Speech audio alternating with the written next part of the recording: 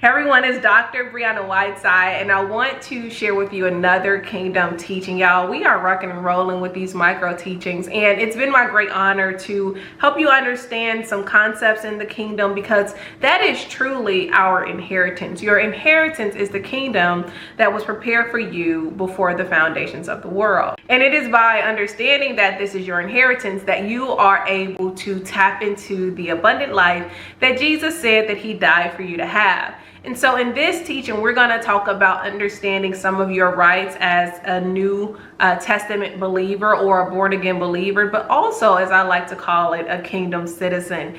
And so the first thing I need you to understand is that every kingdom citizen has a birthright. And what is a birthright? A birthright is a right, privilege, or possession to which a person is entitled by birth. So ultimately, just by being born, you have certain rights that are owed to you. As believers, this is true for us in the spiritual realm as well as in the natural realm. So you have natural rights as well as spiritual rights. And so let's look at some of the natural rights that U.S. citizens have, because I am a U.S. citizen, so I'm, familiar with our rights and privileges. And so as an American, whether you exercise these rights or not, they're still yours. You have the right of freedom of speech, freedom of religion, freedom of press. You have the right to bear arms. You have the rights of privacy and the right to vote, among other things. And you find these rights and more information about these rights in your Constitution, the U.S. Constitution, in the section called the Bill of Rights. And if you did not pay attention in U.S. government class, I want to tell you what a constitution is. A constitution is a fundamental document that serves as the supreme law of a country, outlining the principles, the structure, the powers, and the function of its government. And so in the same way that we have constitutional rights as U.S. citizens that are our birthrights, we also have kingdom rights. And where can you find a list of your kingdom rights as a citizen, a born again believer? Ultimately, it's in your Bible. Your Bible is a fundamental document that serves as the supreme law of a country, outlining the principles, structure, powers, and functions of its government. I'm going to repeat that. What is your Bible? Your Bible is a fundamental document that serves as the supreme law of a country, outlining the principles, the structure, the powers, and the functions of its government. What country am I referring to? The country of the kingdom of God. What principles do your Bible outline? The kingdom principles. What government does it highlight? The kingdom government, which is the very government that Christ brought back to earth, according to Isaiah. You know the story or the scripture, for unto us a child is born, for unto us a son is given, and the government shall be upon his shoulder. And it's also the government that Daniel foresaw in Daniel chapter 7. So when Christ came back, he came back to restore to us all rights. I've taught you this before. We find this in Galatians 4, verse 4 through 5. And I'm going to read it for you. It says, "But when in God's plan the proper time had fully come, God sent his son, born of a woman, under the regulations of the law, so that he might redeem and liberate those who were under the law, that we who believe might be adopted as sons, as God's children, with all rights as fully grown members of a family." So what does all rights mean? All rights refer to legal entitlements that are based on birth. This is going back to birthright. But in the kingdom, the functioning of rights differs from those in a democratic society.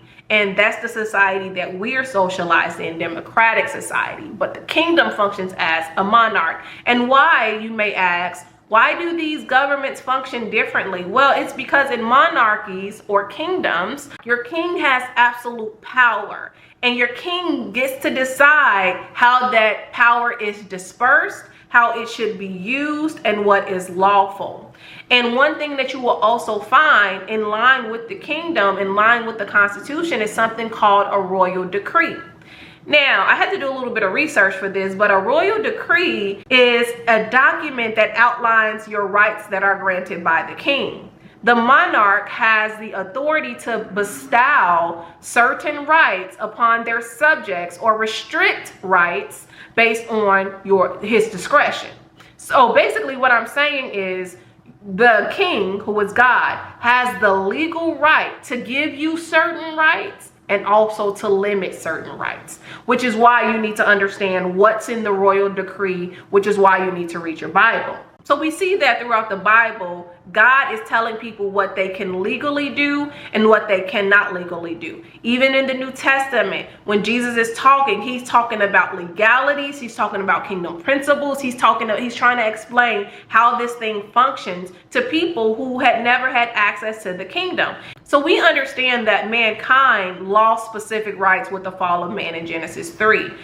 But we have to go back to Genesis 1 to understand what rights did we actually lose. Genesis 1 verse 26 through 28, and it says, "And God said, let us make man in our image, after our likeness, and let them have dominion." So your first right as a born again believer is dominion. Remember, you lost the dominion with the fall of man. When Christ came back, he came back to restore it. So the first thing we lost was dominion. And we were supposed to have dominion over the fish of the sea, and over the fowl of the air, and over the cattle, and over all the earth, and over every creeping thing that creepeth upon the earth. So that God created man in his own image. In that image of God created he him, male and female he created them. Verse 28 says, "And God blessed them and said unto them, Be fruitful and multiply and replenish the earth and subdue it." That's your second thing. You first was given dominion, and then you were told to subdue. So based on these two scriptures, we understand that our original rights as sons and daughters who were made in God's image were to have dominion and the power to subdue. So let's break down these two things, right? These two concepts, so you can fully understand how you're supposed to be functioning now that the kingdom has been given back unto you. Dominion means to have supreme authority. Dominion also points to control or authority, territorial control, supreme authority, and ownership and possessions. So in Genesis 1, God, when he gave you dominion and he gave you the legal right to have dominion on earth, he gave you the dominion to control or have authority. He gave you territorial control over the earth. He gave you supreme authority under him. And he also gave you authority to own and possess things. The second thing you have the power to do and the right to do is to subdue. To subdue means to bring under control. This lets us know that it won't be a cakewalk. When it says you're going to have to bring something under control, that lets you know it's going to be a fight somewhere. And there will be outside forces opposing you. This is what is embedded in this comment to subdue, this authority to subdue. You're going to fight. However, you have the right and the power to subdue. And what does subdue means? Subdue means to bring under your control. But it also points to overcoming resistance. It means to conquer or defeat. It means to bring under control. And it also means to exercise your authority or power. So when Jesus died for your sins, he did so to restore to you all rights that you lost in the Old Testament, which is why the New Testament is a better covenant. So on the topic of subduing, I think we should talk about exercising authority a little bit more, because we must understand that this involves asserting control or dominance, which could also include asserting legal or institutional authority. You're going to have to assert your legal or institutional authority, but you won't know your legal or institutional authority if you don't know what the Bible says about it. One clue that Jesus gives us in the New Testament is in Matthew 16 verse 19. And this is the scripture that talks about binding and loosing. You know, we love this one. Whatever you bind on earth, what? It's going to be bound in heaven. Whatever you loose on earth, it's going to be loosed in heaven. But I want to look at this in the Amplified Classic version. I don't read out of this version often, but I found it fascinating for what I wanted to talk about. The Amplified Classic Version says, I will give you the keys of the kingdom of heaven, and whatever you bind, declare to be improper or unlawful. That is the definition of bind. Whatever you declare to be improper or unlawful on earth must be what is already bound in heaven. And whatever you loose, which is declare lawful on earth, must be what it is already loosed in heaven. So Jesus says that he will give you the keys of the kingdom of heaven, not the keys to the kingdom of heaven. The keys of the kingdom of heaven let you know that this is how you're supposed to operate. I'm going to tell you how to operate in this kingdom. And the first thing he lets us know, which you have binding and loosing power, which means that your dominion and your ability to subdue have been restored unto you. You lost this in Genesis 3. You got it back now. So now we have given you back everything you need. As a kingdom citizen, God sees you as a legislative body, a legislative person. And so you need to understand that this is now your birthright. You underwent salvation for your birthright to be restored unto you. And birthrights are taken very, very seriously. Okay? But the issue that we're having as believers is that we don't know what is unlawful. And we don't know the laws of the kingdom because they're in the Bible and they're not necessarily listed. You literally have to study and see. And I always want you to know that this is not a heaven or hell situation. This is a situation that will decide how well will you live on earth. Again, getting into the kingdom, you can decide not to get in the kingdom and still go to heaven. But if you want to experience heaven on earth, you have to come into the kingdom. And in order to know how it works, you have to seek it, as Jesus tells us in Matthew 6:33.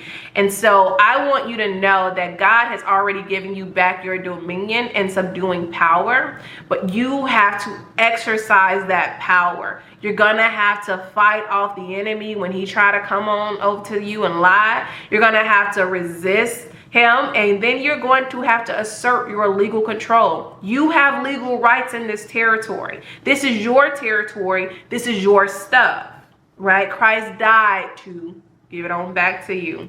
And so I want you to know that based on your birthright, when you accepted Christ and you became born again, you were restored the power to have dominion, to subdue, and also use that authority to bind and loose. I hope this has, encouraged you. I hope this has given you something to think about. I know that I said a lot, and I want to encourage you to go ahead and watch the replay and also take notes. We are going to continue studying the kingdom for the rest of the year, and it is going to be lit. If you have enjoyed this video, please go ahead and like it, subscribe to my YouTube channel, and tell me if you learned something new.